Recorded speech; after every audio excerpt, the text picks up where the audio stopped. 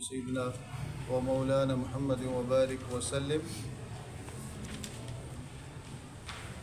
کل کے درس میں ہم نے سورۃ البقرہ کی آیت نمبر 79 تک یا 69 تک 79 تک ہم نے پڑھا تھا۔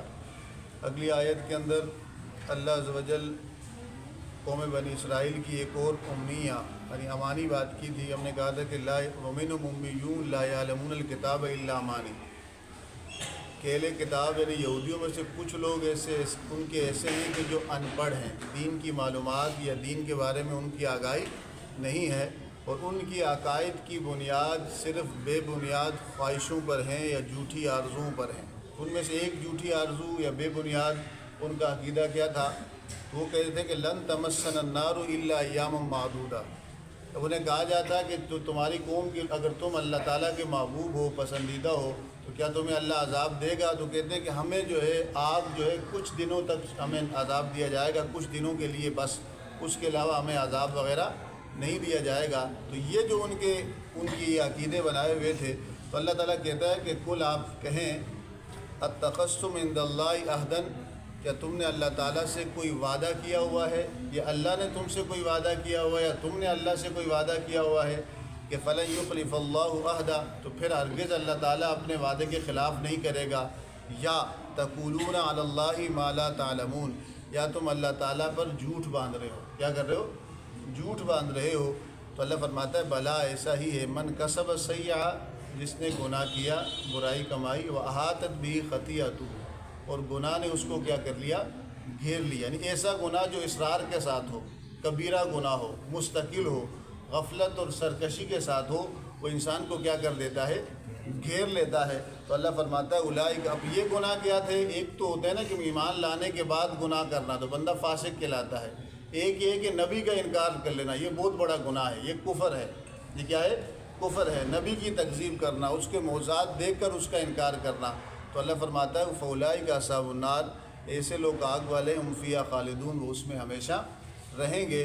اب اس کے بعد دوسرے کردار کی بات ہو رہی ہے کہ کامیاب لوگ کون ہیں؟ تو کامیابی کے لیے کیا ہے؟ والذین آمنوا، وہ لوگ جو ایمان لائے۔ کیا لائے؟ ایمان لائے، وعملوا الصالحات، اور نیک اعمال کیے۔ اب صالحات نیک اعمال کا مطلب صرف محض نماز پڑھنا یا روزہ رکھنا یا زکوٰۃ دینا نہیں ہوتا۔ نیک اعمال کا مطلب کہ اپنی پوری زندگی اسلام کے احکامات کے مطابق گزارنا، اپنی پوری زندگی اسلام کے احکامات کے مطابق گزارنا، یہ نیک زندگی ہوتا ہے۔ کاروبار ہو، ملازمت ہو، گھر بار ہو، شب و روز ہو، بازار ہو، مارکیٹ ہو، جہاں بھی ہوں، اسلامی احکامات پر اپنی زندگی کو گزارنا اور اس کو ترجیح دینا، اور اللہ کی رضا کو اپنی فرسٹ پریورٹی یا ترجیح اول سمجھنا، یہ نیک اعمال ہے۔ چونکہ ہمارے تصور عبادت کا کانسیپٹ کیا ہو گیا؟ بالکل تنگ ہو گیا، اور ہم نے محدود عبادت یا ریچولز کو یا کسٹمز کو عبادت سمجھ لیا۔ تو اسلام کا تصور عبادت یہ نہیں ہے۔ اسلام کیا کہتا ہے کہ یا ایھا الذین آمنوا ادخلوا فی السلم کافہ، اسلام تمہاری زندگی کے ہر گوشے میں داخل ہونا چاہیے، چاہے تمہاری معیشت ہو، کمانے کے معاملات ہوں، تمہارے ریاستی معاملات ہوں، تمہاری عدالتیں ہوں، تمہارا تعلیمی نظام ہو، سماجی نظام ہو، تمہارا گھر ہو، بازار ہو، تم نے اسلام کو فالو کرنا ہے۔ آدھے تتر آدھے بٹیر بن نہیں سکتے، اور نہ ہی اسلام اس کو قبول کرتا ہے۔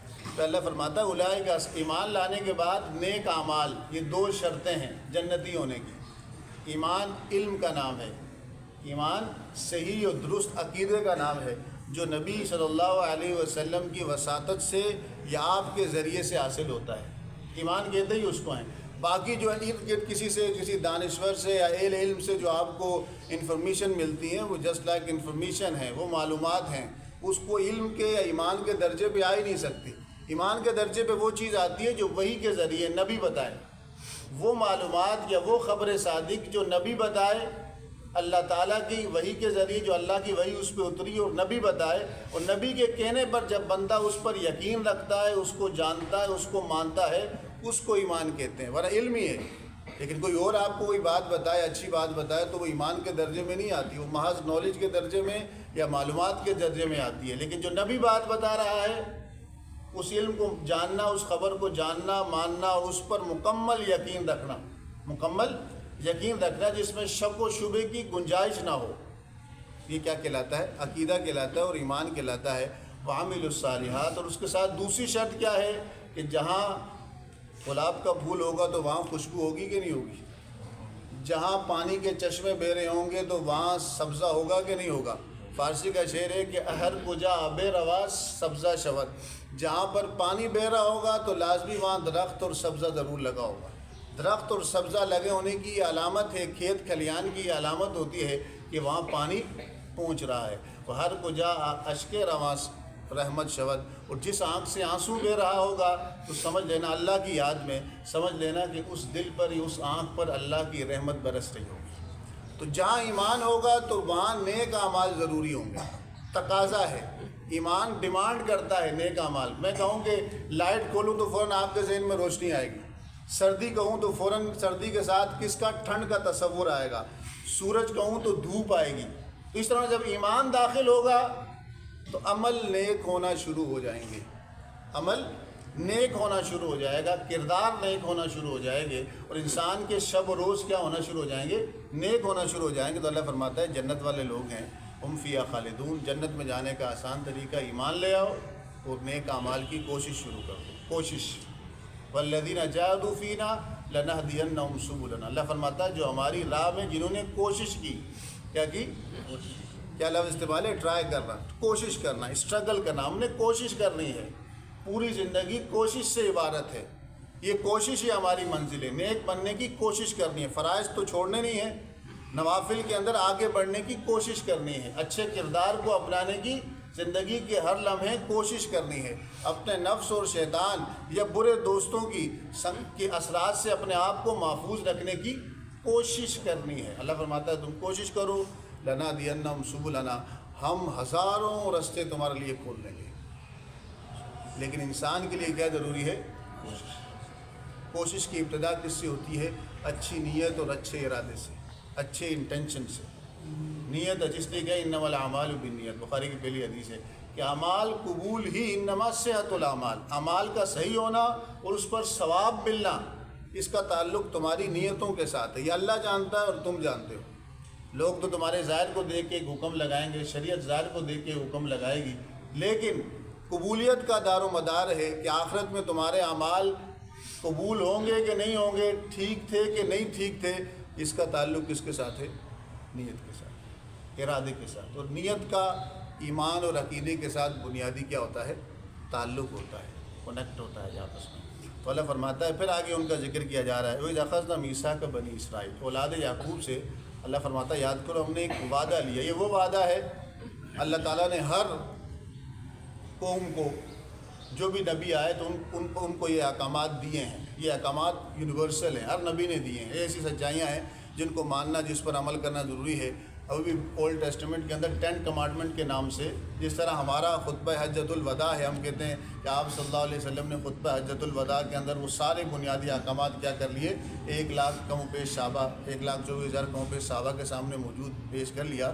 تو اس طرح یہودیوں کے لیے جو ان کے بائبل کے اندر اولڈ ٹیسٹمنٹ میں کیا ہے، 10 کمانڈمنٹس ہیں، تو سیم 10 کمانڈمنٹس یہاں پر اور بنی اسرائیل میں اللہ تعالیٰ نے اس کو ذکر کر دیا۔ اس طرح عیسائیوں کے نزدیک جو ان کے نبی عیسیٰ علیہ السلام کا، ہمارے بھی نبی ہیں، ان کے نبی عیسیٰ علیہ السلام کا جو خطبہ ہے وہ پہاڑی وائز کہلاتا ہے، یعنی سرمن آن دا ماؤنٹین کے نام سے میتھیو ان کی بائبل کے اندر وہ موجود ہے۔ سیم اس کے اندر یہی کچھ ہے، کیونکہ نبوت، رسالت ایک خدا کی طرف سے، پیغام اسی رب کا ہے، سچائی نہیں بدلتی، اللہ پر عقیدہ نہیں بدلتا، شریعت کے احکامات الگ ہو سکتے ہیں، عبادت کا طریقہ کار الگ ہو سکتا ہے، لیکن ایمانیات علیحدہ نہیں ہو سکتی، ایمانیات علیحدہ۔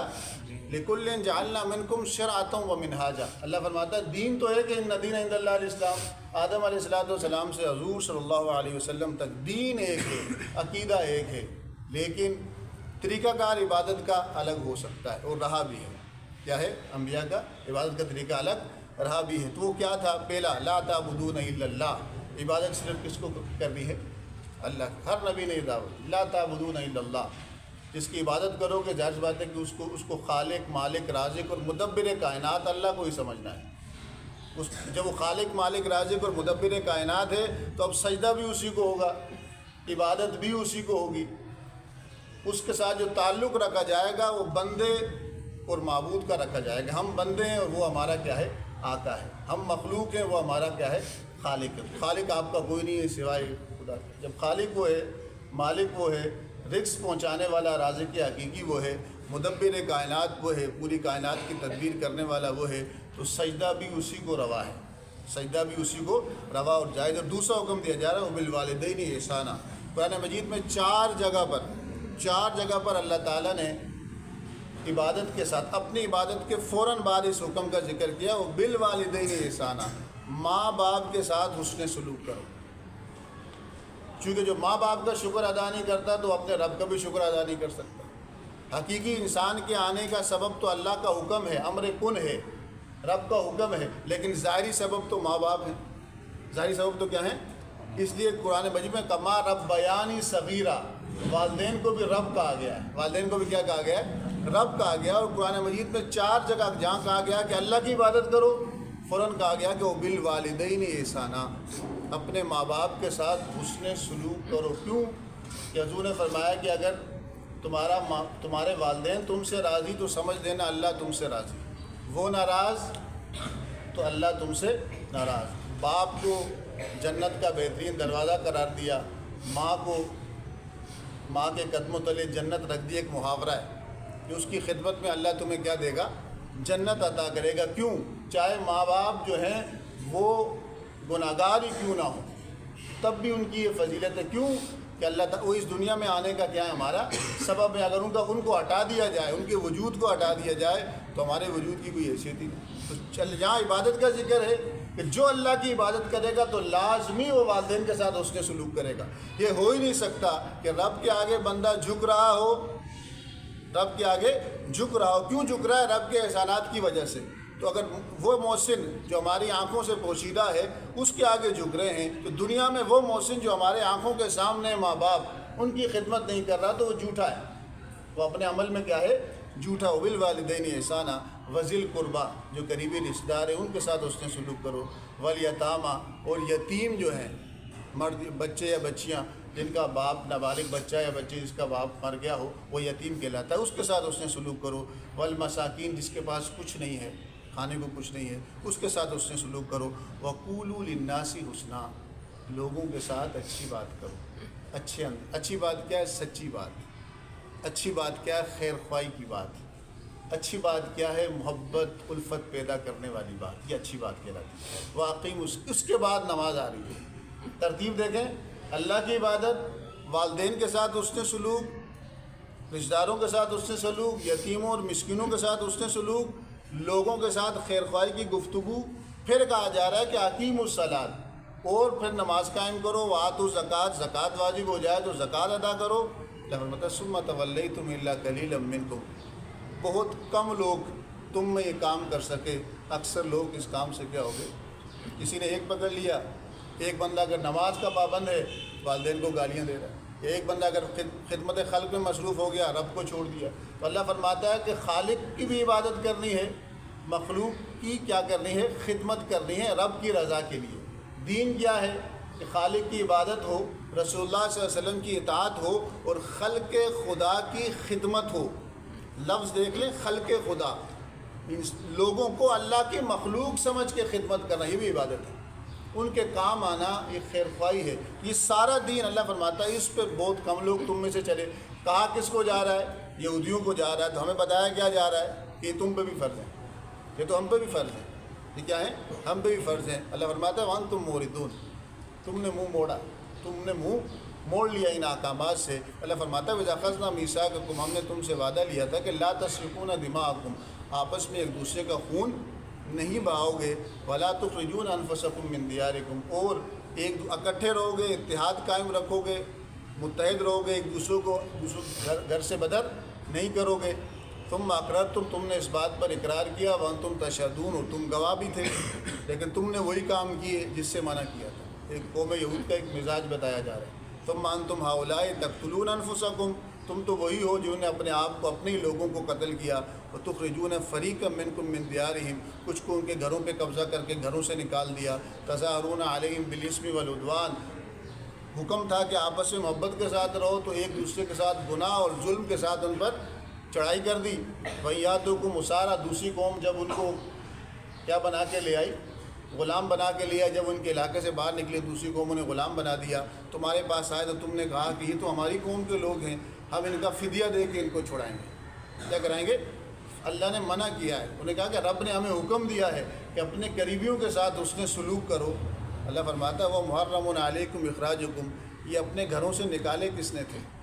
تم نہیں، تم پہ حرام کر دیا گیا تھا کہ ان کو ان کے گھروں سے نکالنا نہیں، اپنے قوم کے لوگوں کے ساتھ ظلم یہ نہیں کرنا۔ پھر ایک بات کی جا رہی ہے أَفَتُؤْمِنُونَ بِبَعْضِ الْكِتَابِ وَتَكْفُرُونَ بِبَعْضٍ، کتاب کے کچھ حصے پر ایمان لائے اور کچھ حصے کا تم کیا کرتے ہو؟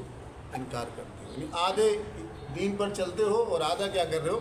اللہ نے کہا تھا ان کو گھروں سے نہ نکالنا، اتحاد قائم رکھنا، خون نہ بہانا، ظلم نہ کرنا، ظلم زیادتی کر کے جب ان کو نکال لیا تو نیک بننے کے لیے کہا کہ جب وہ غلام بن گئے نا تو کہا پیسے دے کے ہم چھڑا رہے ہیں، کیونکہ شریعت اللہ نے ہمیں حکم دیا ہے کہ آپس میں کیا کرو کہ تمہارا قوم کا بندہ قیدی بن جائے تو اس کو چھڑایا کرو۔ جو پچھلے جو کام کیے ہیں اس سے منع نہیں کیا۔ اس طرح ہی ایک بندہ کہے کہ رشوت لے رہا ہو، رشوت حرام ہے، لے رہا ہو، کاش کے بغیر گزارا نہیں ہوتا اور عبادت بھی ہو رہی ہو، اور رشوت لے کے اس کے صدقہ و خیرات کر رہا ہو، سود کما رہا ہو، اس سے صدقہ و خیرات، تو اس سے لنگر چل رہا ہو، تو اس کے منہ پہ لعنت ہے، وہ تو حرام کمائی ہے۔ حرام کمائی سے صدقہ و خیرات ثواب کی نیت سے کرنے سے بندہ کافر ہو جاتا ہے، ایسے ہی کرے تو کوئی ثواب نہیں ہوتا، اس کو کوئی ثواب نہیں ہوتا، کہ گزارا ہی نہیں ہوتا حلال میں انسان کا۔ اب یہ آدھے پہ ایمان لانا، آدھے کو چھوڑ دینا، تو اللہ فرماتا ہے فَمَا جَزَاءُ مَن يَفْعَلُ ذَلِكَ مِنكُمْ إِلَّا خِزْيٌ فِي الْحَيَاةِ الدُّنْيَا، آدھا قرآن چھوڑ کے، آدھا دین چھوڑ کے آدھا پہ عمل کرنا، ہماری معاشرت، معیشت، سیاست، دین خالی ہو، دین پرسنل مسئلہ ہے، یہ اسلام کا پرسنل نہیں، عیسائیوں کا ہوگا، مسلمان پورا دین میں داخل ہوگا۔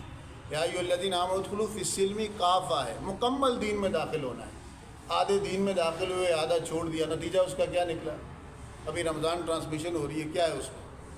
افطاری میں کہا کہ عبادت اور دعا کا معاملہ تھا، سحری میں عبادت اور دعا کا معاملہ تھا، لوگوں کو اس کام میں لگا دیا۔ آپ دیکھتے ہیں روزانہ، دیکھیں وہاں علماء بھی بیٹھے ہوتے ہیں، جاتے ہیں چلو دین کا پیغام پہنچاتے ہیں، تو ان کے کلپ کون سے کاٹتے ہیں؟ فلاں مولوی سے لڑ گیا، فلاں پہ حملہ کر دیا۔ ان کو ریٹنگ چاہیے، ان کو ویوز چاہیے، ان کو پیسے چاہیے، تو علماء کو کیا کیا جا رہا ہے؟ بدنام کیا جاتا ہے۔ دین کو بدنام کرنے کے لیے جو دین کے نمائندے ہوتے ہیں ان کو بدنام کیا جاتا ہے۔ افطاری ٹرانسمیشن ٹی وی کے آگے بیٹھ جاؤ، سحری ٹرانسمیشن ٹی وی کے آگے بیٹھ جاؤ، بھائی ان کا تو کاروبار ہے، وہ سارے فنکار ہیں، رمضان کے موقع پہ ان کو کہا جاتا ہے کہ اب تم نے دیندار بننے کی اداکاری کر دی، وہ کر رہے ہیں، جو اینکر ہیں وہ کر رہے ہیں، اداکار ہیں وہ، جس کو ہماری پرانی زبان میں بانڈ یا میراثی کہا کرتے تھے، وہ ہیں، وہ مسخرے ہیں، وہ ایک مہینے کے لیے کیا بن رہے ہیں؟ فنکاری کر رہے ہیں، وہ اداکاری کر رہے ہیں، وہ اداکاری کرتے ہیں، کبھی ظالم بنتے ہیں، کبھی مظلوم بنتے ہیں، تو وہ بیٹھ کے دیندار کی اداکاری کر رہے ہیں۔ آپ دیکھنا چاند رات کو کیا بن جائیں گے، دیکھتے ہیں نا سارا کچھ، ہمارے لوگ کتنے نیک ہو گئے، کیا خوبصورت بات کر دی، وہ ہر فن مولا ہیں، وہ ہر موضوع پہ گفتگو کرتے ہیں۔ تو حضور نے فرمایا کہ آخری دور میں مجھے ربیدہ کا خوف ہے۔ کہا یا رسول اللہ ربیدہ کون ہے؟ کہا لوگوں کے سامنے بیٹھ کر ہر موضوع پہ گفتگو کرے گا وہ، لیکن اس کو پتہ کچھ نہیں ہوگا۔ آپ ان کی تعلیمی صلاحیتیں چیک کر لیں، جو میڈیا پہ بیٹھ کر گفتگو کر رہے ہیں، معیشت پہ، ریاست پہ، سماج پہ، اخلاقیات پہ، دین پہ، عقیدے پہ، تعلیمی قابلیت چیک کر لیں، کوئی میٹرک ہے، کوئی انٹر ہے، کوئی بی اے، بس کسی کو یہ بھی نہیں ہے، لیکن وہ گفتگو ہر موضوع پر کر رہا ہے۔ زیادہ وہ کون بولتا ہے، اس کو کچھ پتہ نہیں ہوتا، اس کو کچھ پتہ، اصول یہی ہے، یہی جو کچھ چل رہا ہے۔ اللہ تعالیٰ محفوظ فرمائے۔ اللہ فرماتا ہے کہ ایسے لوگوں کے لیے جنہوں نے دین آدھا قبول کیا، آدھا چھوڑ دیا، کیا ہے؟ اس دنیا کی زندگی میں ان کے لیے رسوائی ہے، وَيَوْمَ الْقِيَامَةِ يُرَدُّونَ إِلَىٰ أَشَدِّ الْعَذَابِ، اور قیامت والے دن شدید ان کو عذاب دیا جائے گا۔ پھر اللہ تعالیٰ تنبیہ فرما رہا ہے وَمَا اللَّهُ بِغَافِلٍ عَمَّا تَعْمَلُونَ، جو کچھ تم کر رہے ہو اللہ اس سے بے خبر نہیں ہے، خبر ہے اس کو، ساتھ ڈھیل دے رہا ہے، اس کی حکمت کا تقاضا ہے، دنیا دار الامتحان ہے، نظام ہے رب کا۔ اولئک الذین اشتروا الحیات الدنیا بالآخرہ، اللہ فرماتا ہے وہی لوگ ہیں جنہوں نے آخرت کو بیچ دیا دنیا کے بدلے میں، دنیا کے بدلے میں آخرت کو کیا کر دیا؟ فروخت کر دیا۔ فلا یخفف عنہم العذاب ولا هم ینصرون، اللہ فرماتا ہے کہ ان سے عذاب جب دیا جائے گا، سزا دی جائے گی، اس میں کوئی کمی نہیں کی جائے گی، ولا هم ینصرون، اور نہ ہی ان کی مدد کی جائے گی۔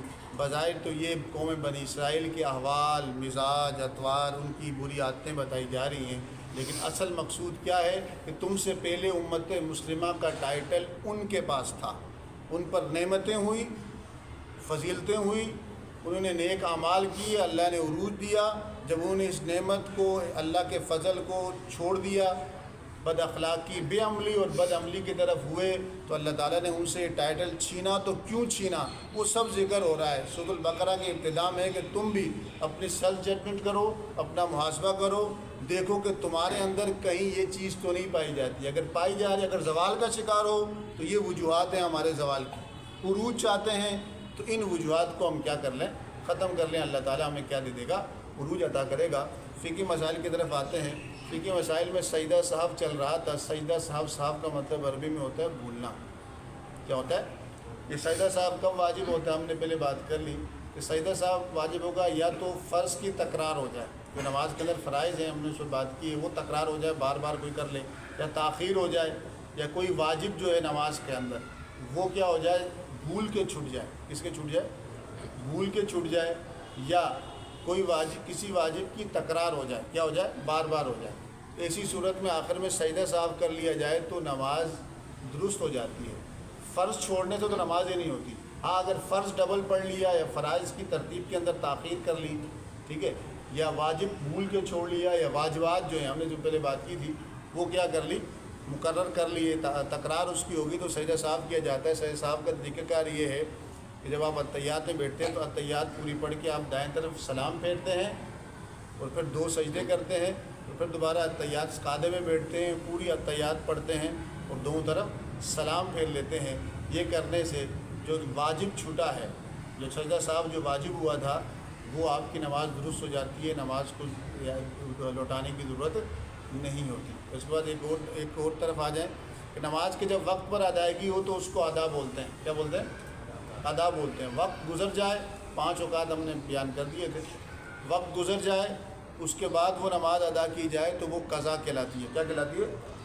اور اگر وقت میں ہی ادا کی لیکن واجب چھوٹ گیا، سجدہ صاحب نہیں کیا، تو اسی وقت میں جب دوبارہ لوٹائی جائے تو اس کو اعادہ کہتے ہیں۔ کیا کہتے ہیں؟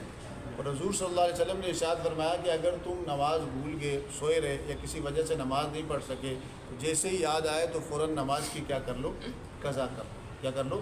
قضا کر لو۔ تو نماز فجر کی چھٹی تو فجر کی قضا کریں گے، ظہر کی چھٹی تو ظہر کی قضا کریں گے۔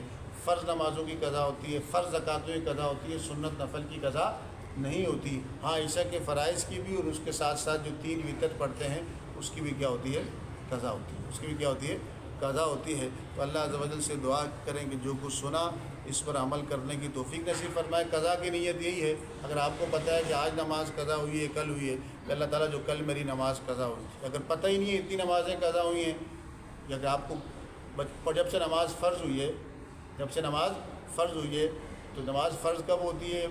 12 سال سے 15 سال کے درمیان اگر بچہ جب بھی بالغ ہو جائے، اگر احتلام ہو جائے، اس کو تو فرض نماز اس پر ہو جاتی ہے۔